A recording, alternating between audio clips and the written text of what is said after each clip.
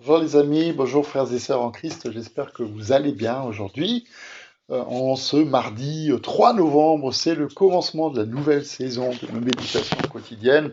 On ne pensait pas en devoir arriver là il y a quelques semaines encore, mais voilà, c'est fait. Donc je me réjouis de vous retrouver tous les jours pour notre temps de partage de la parole. Et puis, il y a quelques différences avec la première saison, c'est que une des différences, c'est que elles seront disponibles, les méditations, dès le matin à 7 heures sur notre chaîne YouTube Église protestante d'Imringen. Le deuxième changement, c'est que le format il sera un tout petit peu plus court que la première fois pour vous permettre de bien enregistrer ce qui va être partagé.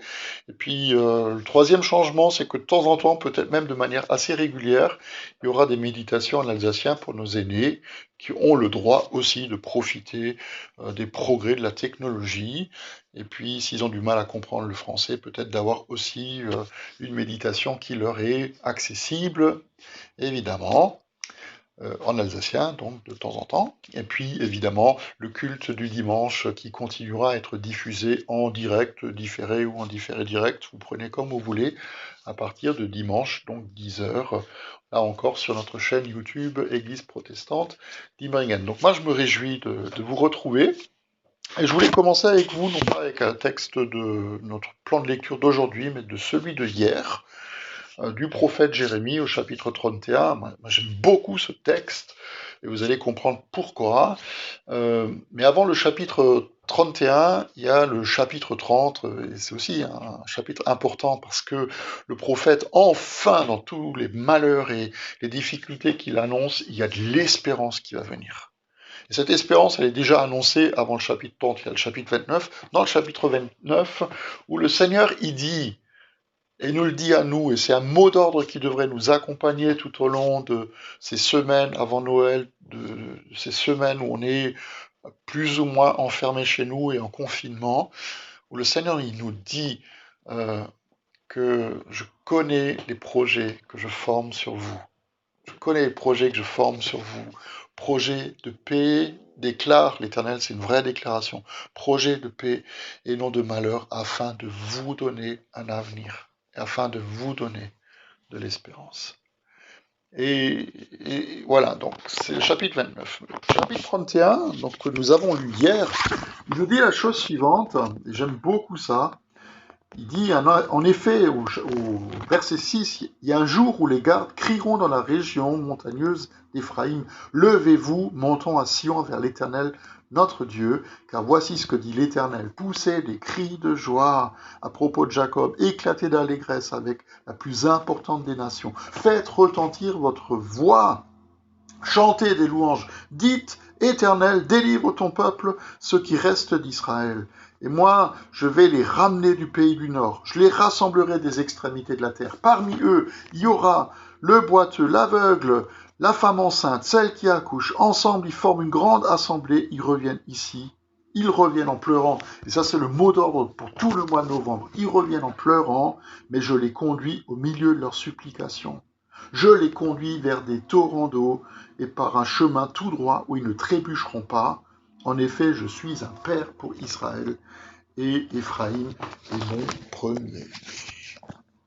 Est-ce que nous réalisons que nous sommes les enfants de notre Dieu, que nous sommes les enfants de notre Père? Et c'est pas pour rien que Jésus, il nous dit toujours et encore à nouveau que nous devons rester comme ça, comme des petits enfants entre les mains du Père. Vous savez, un enfant, il va pas se poser la question de ce qu'il va manger.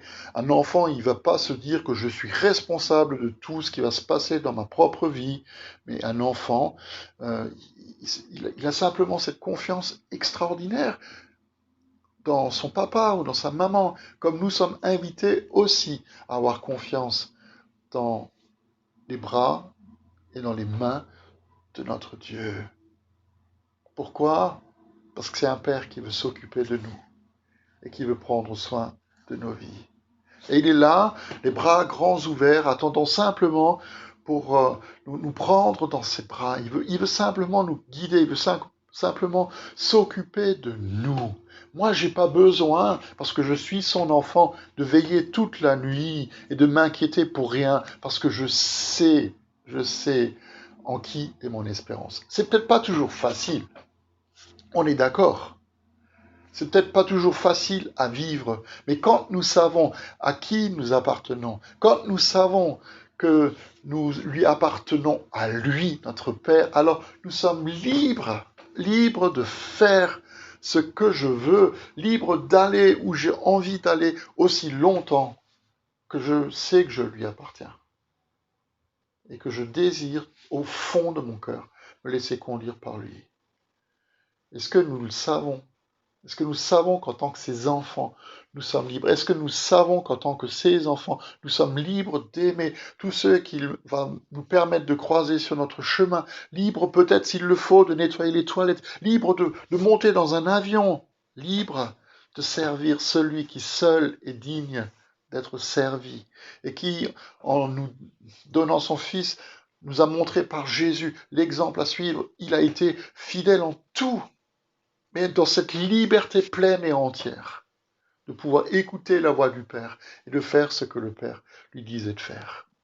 Et moi, je vous invite vraiment à nous abandonner pendant toute cette période, pendant tout ce temps, nous abandonner entre les mains de notre Dieu, sachant que nous ne manquerons de rien.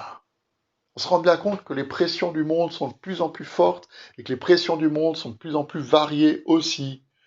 Mais tant que nous nous laisserons, je ne sais pas moi, absorbés par ces pressions, nous ne serons jamais vraiment libres.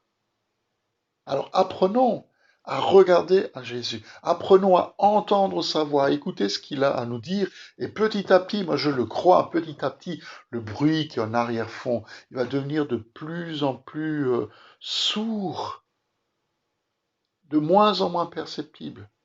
Et les fardeaux que nous portons deviendront de moins en moins lourds. Vous savez, les enfants de 3 ans ou 4 ans, et je le sais par expérience, parce que je l'ai souvent fait avec mes propres enfants quand on partait en voyage, quand ils partent en voyage avec leurs parents, ils crient pas tout d'un coup dans la voiture, papa, maman, est-ce que on a assez d'essence pour arriver au bout? Est-ce qu'il y a assez d'air dans les pneus? Est-ce qu'il y a assez d'huile dans le moteur? Ils s'inquiètent de rien. Ils sont juste contents de partir en voyage. Alors, frères et sœurs, ne nous inquiétons de rien, mais abandonnons nos vies entre les mains de celui qui veut prendre soin de nous. Je vous donne rendez-vous demain matin à 7 heures sur notre chaîne YouTube Église protestante d'Imringen. Je vous souhaite une très très bonne journée, soyez bénis, et puis à demain.